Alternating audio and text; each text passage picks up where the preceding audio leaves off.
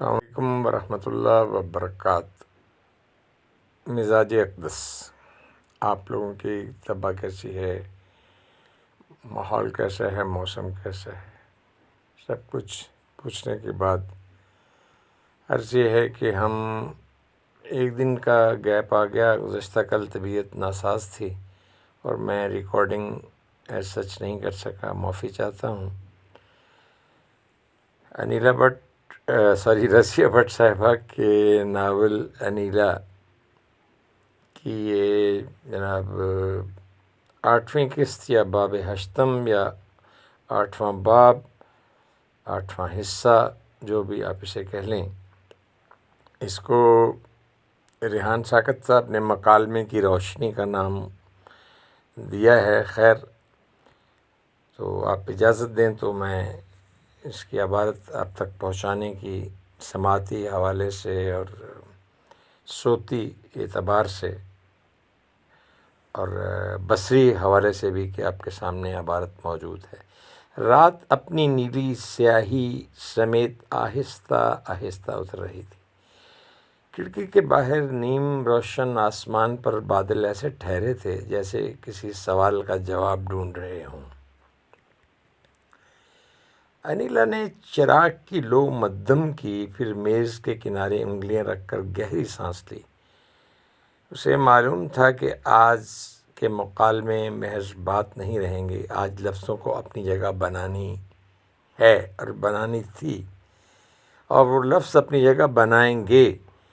اس نے کاغذ پلٹا، حاشیے میں پرانی سیاہی کے دھبے تھے، جیسے کسی نے وقت سے پہلے کچھ کہنا چاہا ہو۔ انیلا نے قلم اٹھایا مگر لکھنے سے پہلے ٹھہر گئی۔ اسے استاد کی آواز یاد آئی، سوال لکھنے سے پہلے سننا سیکھو۔ وہ مسکرائی اور سننے لگی، کمرے کی خاموشی، باہر کی ہوا اور اپنے اندر کی دھڑکن۔ یہ تینوں چیزیں ویسے سننے کے ہی لائق ہوتی ہیں۔ خاموشی، اگر کوئی سننا شروع ہو جائے تو اس میں فراست اس کو میسر آنا شروع ہو جاتی ہے۔ باہر کی ہوا کو محسوس کرنا شروع ہو جائے تو اندر کی جو ہوائیں ہیں وہ درست ہونا شروع ہو جاتی ہیں، اور اگر اپنے اندر کی دھڑکن کو جان لے تو پھر جتنی بھی غیر سنجیدہ باتیں ہیں وہ سمجھ میں آنا شروع ہو جاتی ہیں، اور انسان سنجیدگی کی جانب دبے قدموں سفر شروع کرتا ہے۔ دروازے پر ہلکی سی دستک ہوئی، نوجوان داخل ہوا، آنکھوں میں وہی بے قراری، ہاتھ میں وہی چمکتی اسکرین۔ اس نے بیٹھتے ہوئے نظریں اٹھائیں اور کہا، میں نے سب پڑھ لیا ہے مگر ایک بات سمجھ نہیں آ رہی۔ انیلا نے سر ہلایا، پوچھو۔ یہ جو آپ روایت کہتی ہیں، کیا یہ ہمیں روکتی نہیں؟ انیلا نے چراغ کی لو ذرا اونچی کی۔ روایت دیوار نہیں ہوتی، یہ راستہ ہوتی ہے۔ دیوار وہ بن جاتی ہے جسے ہم سوال سے محروم کر دیں، وہ روایت دیوار بن سکتی ہے، بن جاتی ہے، وگرنہ روایت دیوار نہیں ہوتی۔ نوجوان نے اسکرین پر انگلی پھیری، نقشے جیسے نقش ابھرے، لکیریں، نقطے اور چند الفاظ۔ اور یہ جدیدیت، یہ ہمیں کہاں لے جاتی ہے؟ وہ ہمیں رفتار دیتی ہے، انیلا نے کہا، مگر سمت ہمیں خود طے کرنا پڑتی ہے۔ خاموشی پھر ٹھہر گئی۔ باہر کہیں دور گھنٹی کی آواز آئی، جیسے وقت نے اپنی موجودگی کا اعلان کیا ہو۔ انیلا نے کاغذ پر ایک جملہ لکھا اور نوجوان کی طرف بڑھا دیا، جب کتاب اور اسکرین ایک دوسرے کو پڑھ لیں تو شہر آباد ہوتے ہیں۔ جب کتاب اور اسکرین ایک دوسرے کو پڑھ لیں تو شہر آباد ہوتے ہیں۔ دل کی نگر کی بات کر رہے ہوں گے آپ، یہ کہانیاں تو وہیں سے شروع ہوتی ہیں۔ خیر، نوجوان نے پڑھا، پھر نظریں اٹھائیں۔ یہ شہر کیا واقعہ بس سکتا ہے؟ انیلا نے کھڑکی کی طرف اشارہ کیا۔ باہر دور افق پر روشنی کی لکیر تھی، نہ پوری طرح رات اور نہ پوری طرح دن، یعنی نہ پوری رات نہ پورا دن۔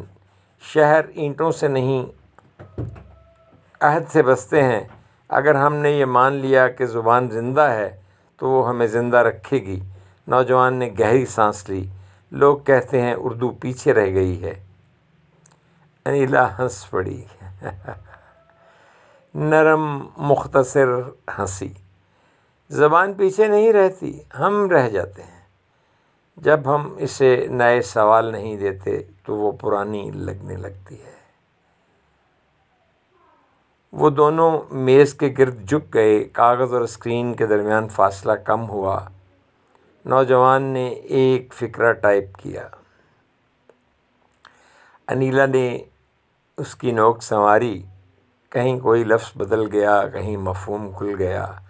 وقت اپنی رفتار بھول گیا تھا۔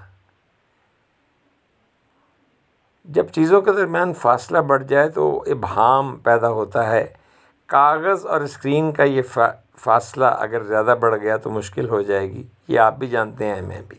خیر، آپ نے کہا تھا پہلے سننا سیکھو۔ نوجوان نے آہستہ کہا، میں نے سنا اور سمجھا کہ مجھے بھی بولنا ہے، مگر ذمہ داری کے ساتھ۔ انیلا نے قلم رکھ دیا۔ یہی تو آغاز ہے، جب بولنے والا سننے لگے اور سننے والا بولنے کی جرأت کرے۔ رات گہری ہو چکی تھی۔ چراغ کی لو اب بھی قائم تھی، نہ تیز نہ مدھم۔ باہر بادل سرک گئے، چاند کا کنارہ جھلکا۔ انیلا نے کاغذ سمیٹے اور ایک نئی شیٹ رکھ دی۔ باب ختم ہوا؟ نوجوان نے پوچھا۔ نہیں، انیلا نے کہا، یہاں سے باب شروع ہوتا ہے۔ بہت چیزوں کو ہم یہ سمجھتے ہیں کہ یہ اب اپنے انجام کو پہنچ گئیں، لیکن بات تو وہاں سے شروع ہو رہی ہوتی ہے۔ اس نے عنوان لکھا، مکالمے کی روشنی، اور قلم روک دیا۔ نوجوان نے اسکرین بند کی، مگر آنکھوں میں روشنی رہ گئی۔ دروازہ بند ہوا تو انیلا نے آخری سطر لکھی، جو شہر سوال سے ڈرتے نہیں، وہی شہر زمانے بناتے ہیں۔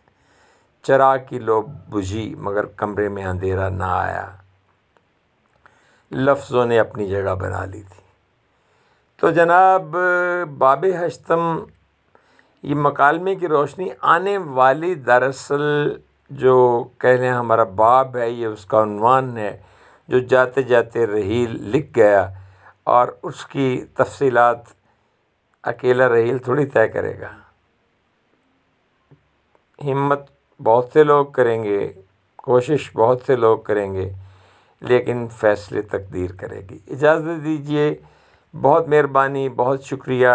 ہم اگلی باب نہم میں انشاءاللہ مکالمے کی روشنی کس قدر زیادہ ہے، مدھم ہے، ٹمٹما رہی ہے، کب تک روشنی دے پائے گی، یہ جاننے کی کوشش کریں گے۔ اجازتیں دیجیے۔ آپ، اللہ تعالیٰ آپ کو خوش رکھے، راضی رکھے، بہت زیادہ راضی رکھے، اور میرے لیے بھی دعا کیجیے، مجھے بھی اللہ تعالیٰ اپنی رحمتوں کا معاملہ میرے ساتھ جاری رکھیں۔ اور یہ جو رحمتوں کا معاملہ ہے نا جی، یہ ہونا از حد ضروری ہوتا ہے، ٹھیک ہے نا؟ تو اجازت دیجیے، اللہ حافظ و ناصر۔ السلام علیکم ورحمۃ اللہ وبرکاتہ۔